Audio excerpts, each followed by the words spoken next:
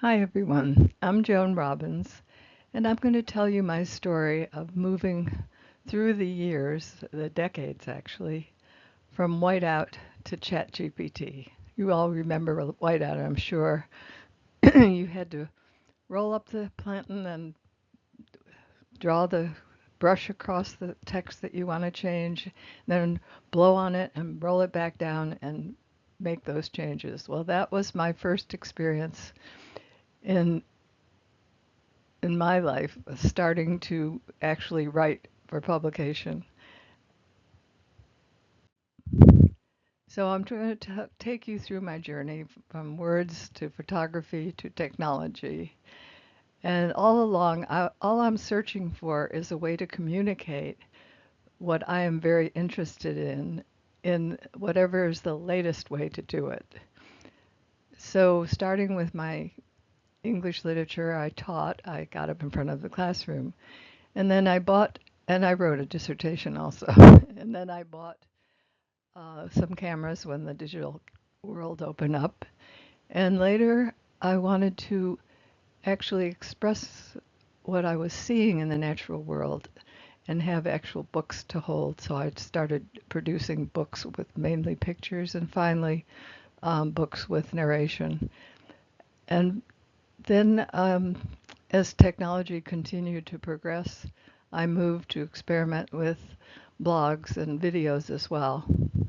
So that's my story. I'm going to start here with my dissertation and my irritation with trying to type it myself when I couldn't do it. I had to hire someone and it was rather expensive. And that's my son. I took my time in getting my PhD. I had three kids and a busy schedule with them. But finally, when my son was 16, we marched over to UCLA Library and deposited that tome. But somehow, while I was teaching, I got wind of word processing. There was a newspaper article. This was in the early 80s when it was just beginning, and WordStar was the very first one. And I happened to live right near the company, and I found out that a friend of mine actually worked there. So I asked her to take me over. I was thinking, wow, wouldn't it have been nice to have that word processor to type my dissertation? I could have done it myself. But anyway, she took me over there and they offered me a job. They were really looking for someone to be an editor. And with my background, they thought I would make a good editor as a part-time job. Well, I joined the company and I found that I really have a knack for technology. I'm nerdy. And I loved the atmosphere. It was exciting. It was the early days of computers and it was like a family. And they actually paid me way better than the teaching paid. And I couldn't believe that I could have such a good time and do work and get paid for it. So because teaching was always a little bit hard for me. I'm kind of a introvert, I guess, and it took a lot out of me. All those classes to prepare and all those papers to correct and an audience. So when the digital photography came out, here I was in the computer world. I went out and bought one of the first ones, and I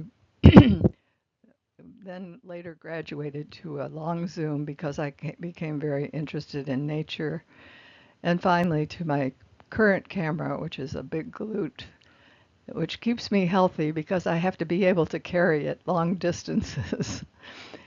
uh, okay, my first experience with bird photography, I remember the day, I remember the minute. I was in Phoenix Lake in Marin County, walking around, I was down at the shore taking a picture of just a plain old mallard, and someone whispered to me, "Turn around." And I turned, and there, right next to me, just about, was this great blue heron. I turned my camera and I took a picture. I took a picture of it, and I looked at the screen and I looked up at the bird, and then he flew off, and I was in love. That's the best way to describe it. I fell in love with bird photography in that moment, and I knew it. So to this day, this was taken this year at California Park. I'm still taking pictures of great blue herons, but now when I've learned, I like to tell a story in a picture, not just take a bird sitting on a branch or standing in the water. So this tells the story of three active, big, big babies attacking mom because they're hungry. And it's actually good that they do that because that encourages her to regurgitate and then she can feed them. And here's another great blue heron picture that I took on the Sacramento River from my kayak not too long ago. I think this was in August. And what fascinated me about this picture wasn't so much the bird, but also the habitat. I know it's an invasive species, but it looked beautiful to me that morning. The light was particularly beautiful. And so when I took it into my computer to edit, it looked flat because pictures, when you shoot raw, which I do, which means I don't put any settings until later, you have to edit your pictures. So I did increase the saturation a bit and tried to exaggerate some of the branches. And I think it shows the surreal and magical atmosphere of that morning. And that's another point. I try to when I when I edit a picture, I try to express in the editing somehow the feeling I had when I took the picture. So throughout this talk, I'll be talking about my efforts to communicate in the different media. So then the photography led me to meet a woman who loved to travel, and she had traveled so extensively for work. She worked at Wells Fargo that she had a lot of travel miles, so she was able to help me with the airplane fare, and we went every year to some exotic place together. The first was to Antarctica, where the light was so incredibly crystal clear that you almost couldn't take a bad picture. These are the emperor penguins. We spent 3 or 4 days, all day in their presence, and the problem was keeping them at a distance because they kept wanting to explore us. They kept coming toward us, especially the babies. And then we also went to Africa and to take pictures both of the exotic, beautiful birds and animals. And this picture I have over my couch in my living room is my favorite picture, probably of all time. The young lions, that's a group of siblings, I believe. They were frightened by someone standing up in a boat in a river where they were lying down. Excuse me. And they ran right in front of our truck. And so I was able to catch this picture, which I love. And then the Pantanal, which was another incredible place it's in Brazil. It's one road that leads through this country so rich in wildlife that it was almost overwhelming. There were otters and jaguars and woodpeckers and hyacinth macaws and capybara. The poor capybara were pretty much the prey to everything, especially the caiman, the, their version of, I guess, alligators. And I went to Churchill, Manitoba to see the polar bears, and there was kind of a sad story because even though it was a while back, climate change has already caused the ice to form much later and it's more fragile. And the bears wake up from their hibernation and they're very hungry and they need to find food and they have to wait till the ice forms and they would roam up and down the edge of the ice. It was kind of difficult to watch. But here at home, I also found wonderful subjects. In fact, we live in a wildlife mecca here. There's this was taken at the Sacramento Wildlife Refuge, We were taking pictures of, I believe it was pelicans way in the distance, and then suddenly we realized that just a few feet from the car, there were these gorgeous bluet damselflies. And this is another one of my favorite pictures. Oh, maybe I was mistaken. Maybe this is the favorite now, and the lions are second now. This was taken at Llano Seco, and in the if you walk out to the platform in the back, sometimes, if you're lucky, you can get out there without scaring them. You're in the dark, and you wait as the sun rises. Before it rises, there's a few minutes of this incredible pink light, especially when there are clouds in the sky, because the clouds get a pink color and they reflect it onto the water. And it was very dark, but I managed to get this picture, and they seemed to be posing just perfectly for me, each one in a different position. Uh, a lot of it is luck and patience. You have to be there, you have to wait, a lot of waiting. So, given all the travel, I was very much moved to have something in my hands to record that. Everybody wants to record their travel, so I'm not any different in that way. And so I made a series of travel books, which I used a company called My Publisher, which is out of business now, but I didn't make the book myself. I used their software and made it. And I also wanted a place to keep my pictures and share them. So although I also share on Facebook pretty consistently every few days, I also have a website. It's just joanrobbins.com. And there I have my favorite pictures, and and you can buy them if you want. But here under recent, I hope you can see this. The my most recent pictures, obviously, um, say from just a few days ago. And there's also buried deep under in the menus. I hope no one finds it. Are all my pictures because I use it as a repository as well and a backup. And you can find my YouTube pictures. I mean, excuse me, my YouTube page, um, where I have through the years I've also recorded quite a few moments out in the wildlife that capture the behavior of the animals or the birds.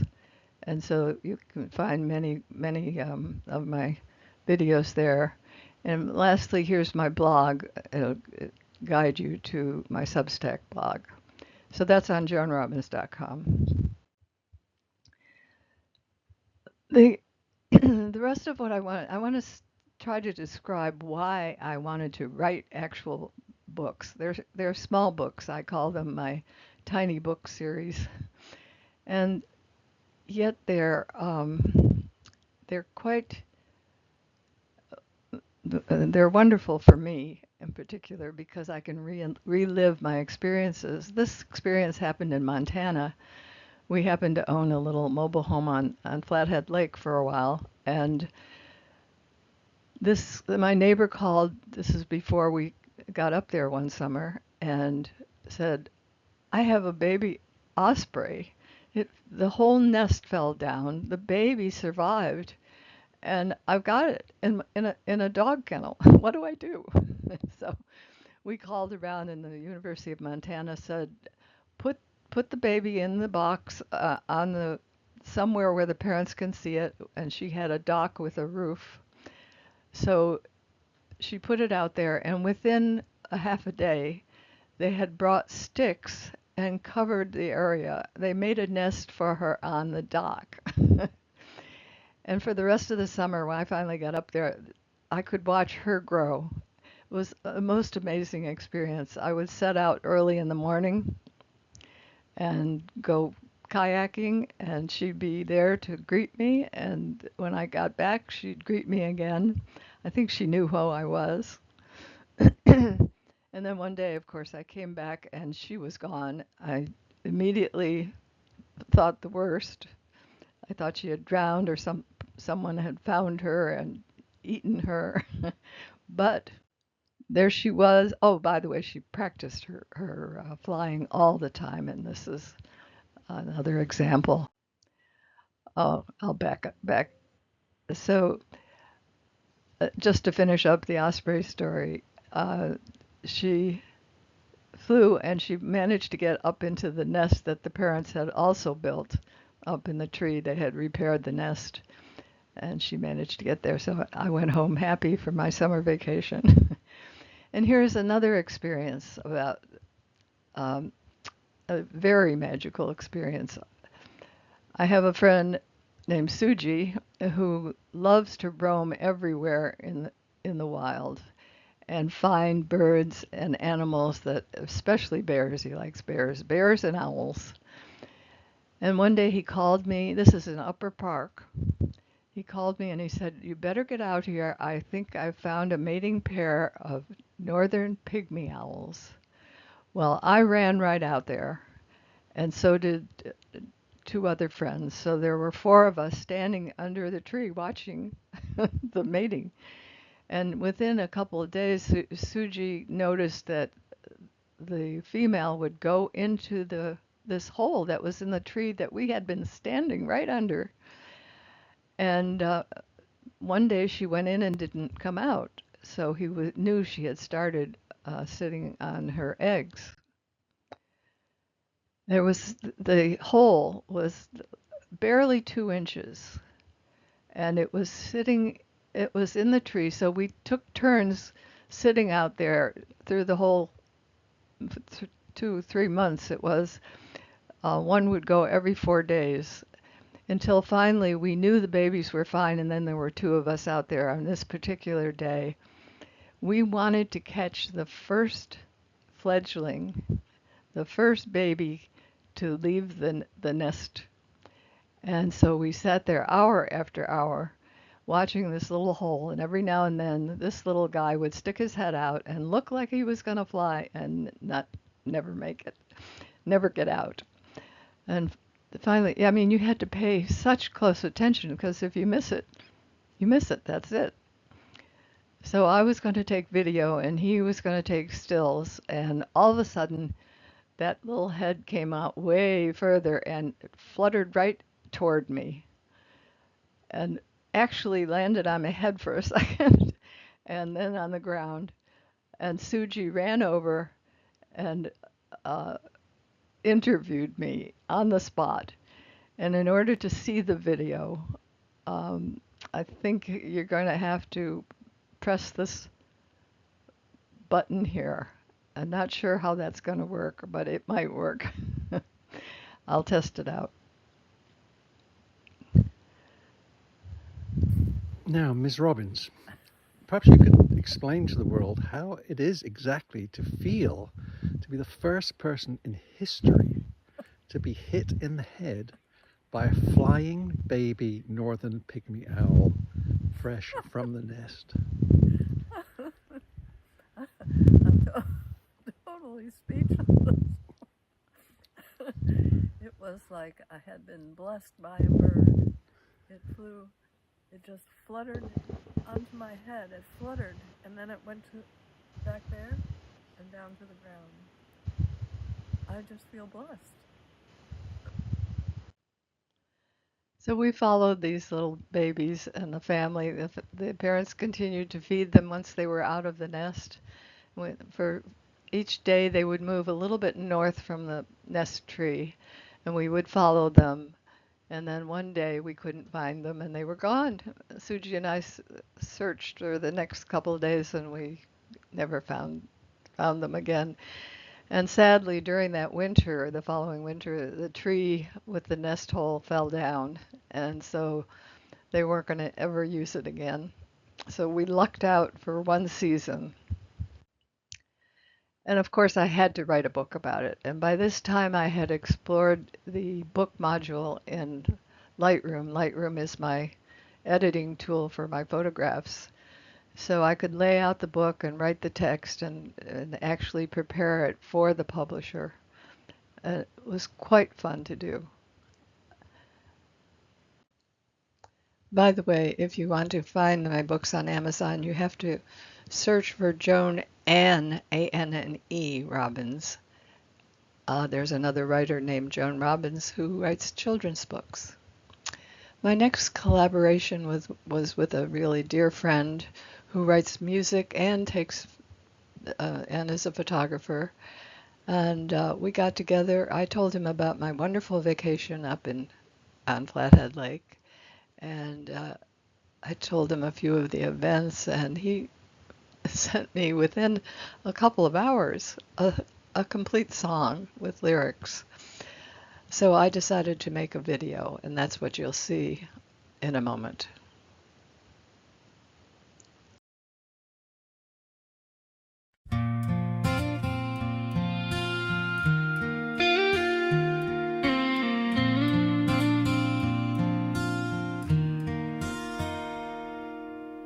She wakes before the sun has kissed the pines, camera in her hand, chasing that morning light. Mist rolls off the lake, quiet as a prayer.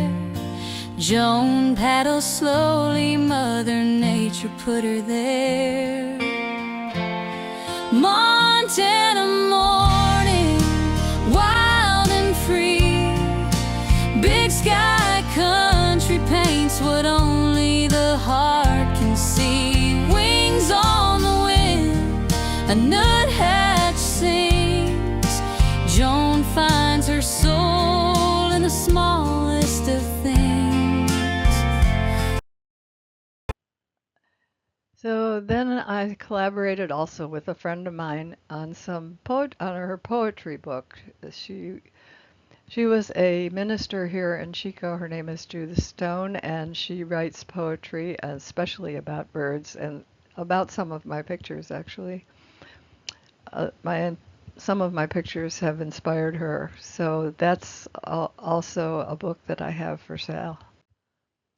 And finally, here is my blog. I got the idea because there are so many people who are writing blogs these days, and I wanted to write one about my final decades. I hope it's an S on the end there, but it could be my final one. And I wanted to also talk about conserving birds and conserving our habitat, which is so rapidly diminishing.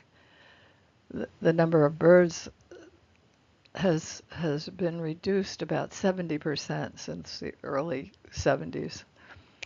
So I decided to just write what I felt comfortable with about the birds and about some of my experiences out in the field.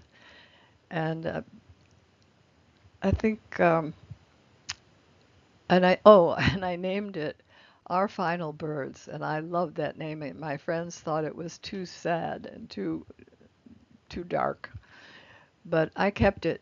And I asked ChatGPT to help me talk through why I wanted to call it that. And I had several reasons, and after a while, I got ChatGPT to summarize the reasons because I'm so worried about vulnerable species disappearing. Here, the spotted owl absolutely must have groves of redwoods, and they are diminishing. And the the least bittern is a tiny bird that I took this in Thermalito Afterbay, and their habitat is very fragile, and they're disappearing as well. And the ferruginous um, hawks, which used to be plentiful up on the Vina Plains, are now sadly we don't even see them. I saw one last year. I used to see multiple ferruginous hawks. So I talked to ChatGPT about why I wanted to call it Our Final Birds, and here's why. Because it's my final decade, because the focus is on birds, and it will embody my trips, my kayak outings, migrations, and personal reflections. And there's that double meaning. Final birds can suggest that these are our final birds on Earth, and leaving a record of what I see out there in the field. So I decided to keep the title. And I used Chatgpt to explore my ideas for the blog. And what it really serves as a place to write rough notes. And I say, do not respond. I just keep my notes there. And then I say, do you think I have a blog here? And it just tells me what I want to hear, of course. And then I say, do not write the first draft. I write the first draft. I do not like the writing style that ChatGPT uses. It's very bland and very uninteresting. I can, upload samples of my work from various types of writing I've done and ask it to use my style, and it does, but it's off. It's not me. So I write the drafts, and it checks my spelling and punctuation and typos, catches hopefully most of them. And also the psychology of having a place to sort of beat ideas around and maybe even do some research on the birds that I'm interested in at the time. Like find me some interesting information about pygmy owls. And it does. And sometimes I use the information. But it also helps me avoid writer's block. I get ideas, I have a place to write about it, I get a little feedback, and it keeps me going. It's and I've never done that before, and I truly enjoy writing, and it's hard to believe I can say that because writing used to be very sort of really hard, that blank sheet of paper.